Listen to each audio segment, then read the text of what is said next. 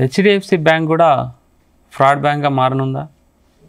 యాక్చువల్గా HDFC bank CEO and managing director Sashidhar Jagdishan మీద ఒక అలిగేషన్ అయితే పెట్టడం జరిగింది. ముఖ్యంగా చూసుకుంటే లీలావతి ట్రస్ట్కి సంబంధించిన ప్రశాంత్ మెహతా ఒక FIR ఫైల్ చేయడం జరిగింది HDFC bank managing director and CEO Sashidhar Jagdishan పైన.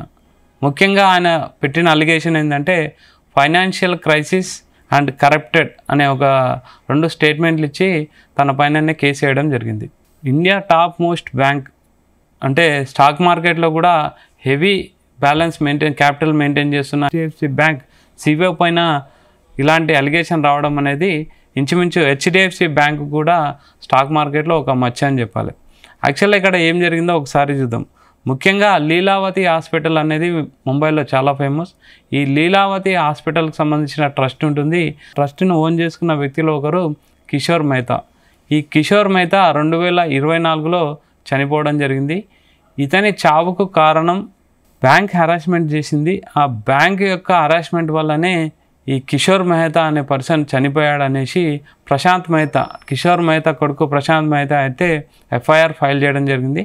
ముఖ్యంగా చెప్పడం ఏంటంటే లీలావతి హాస్పిటల్ ట్రస్ట్కి సంబంధించి అయితే ఫ్యామిలీకి చాలా గొడవలు ఉన్నాయి ఆస్తి విషయంలో.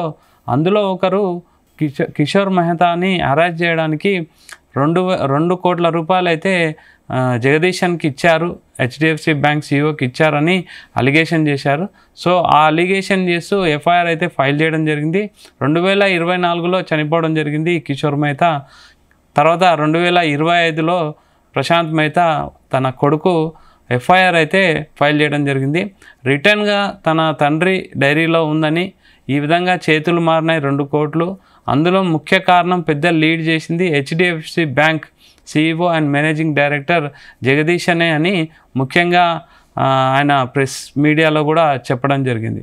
సో ఈ విధంగా జగదీశన్ పైన అయితే ఇప్పుడు ప్రజెంట్ అయితే FIR ఫైల్ చేశారు. కానీ దానికి హెచ్డిఎఫ్సి బోర్డుకు సంబంధించిన స్పోక్స్ పర్సన్ కూడా మాట్లాడడం జరిగింది. ఇవన్నీ false allegation. And Lilavati hospital and Prashant Mehta సంబంధించి 65 కోట్ల రూపాయలు అయితే హెచ్డిఎఫ్సి బ్యాంక్కి చెల్లించాల్సి ఉంది. సో వాటిని తప్పించుకోవడానికి ఇలాంటి బేస్లెస్ అలిగేషన్స్ అయితే చేస్తున్నారని తాను రిటర్న్గా కూడా స్టేట్మెంట్ ఇవ్వడం జరిగింది హెచ్డిఎఫ్సి బ్యాంక్ స్పోక్స్ పర్సన్. అయితే లీలావతి ట్రస్ట్ కూడా FIR ఫైల్ చేయడం జరిగింది.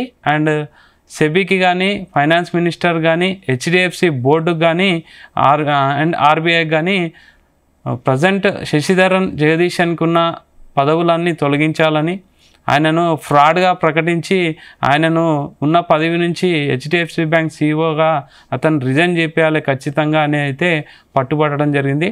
తర్వాత కాకపోతే హెచ్డిఎఫ్సి బ్యాంక్ అయితే మంచి పేరుంది. అండ్ CEO శశిధరన్ జగదీశన్ కూడా మంచి పేరు ఉండడం జరిగింది. లాస్ట్ ఒక 10-15 ఇయర్స్ నుంచి హెచ్డిఎఫ్సి బ్యాంక్ని అయితే బాగా డీల్ చేస్తున్నాను.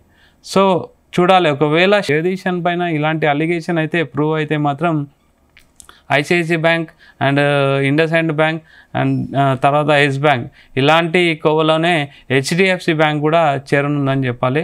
ఒకవేళ హెచ్డిఎఫ్సి బ్యాంక్ ఇలాంటి ఫ్రాడ్లో కానీ మళ్ళీ ఏమన్నా అందులో ఇంకా ఎక్కువ ఫ్రాడ్లు ఈ ఇన్వెస్టిగేషన్లో ఎక్కువ ఫ్రాడ్లు ఏమన్నా దొరికితే మాత్రం మరొక ఎస్ బ్యాంక్ IndusInd బ్యాంక్ అయితే హెచ్డిఎఫ్సి బ్యాంక్ కూడా జరగడం జరుగుతుంది. సో ముఖ్యంగా ఇది మనం మాట్లాడుకునేది దేనికోసం అంటే ఈ విధంగా ఎక్కువ ఇన్వెస్టర్ సెంటిమెంట్ అయితే హెచ్డిఎఫ్సి బ్యాంక్ చాలా పేరొందిన బ్యాంకు. సెంటిమెంట్ అంటే ఇన్వెస్టర్ సెంటిమెంట్ అయితే పోకుండా జాగ్రత్త పడాలి. స్టాక్ మార్కెట్లో పెద్ద క్యాపిటల్ నిఫ్టీ బ్యాంక్లో ఎక్కువ క్యాపిటల్ మెయింటైన్ చేసే హెచ్డిఎఫ్సి బ్యాంకులో కూడా ఇలాంటి ఫ్రాడ్ జరిగితే ఇన్వెస్టర్ సెంటిమెంట్ అయితే దెబ్బతింటుంది. సో ఇన్వెస్టర్లు కూడా కొంచెం ఆచితూచి అడిగేస్తే బెటర్ అనేసి ఎక్స్పర్ట్ చెప్తున్నారు.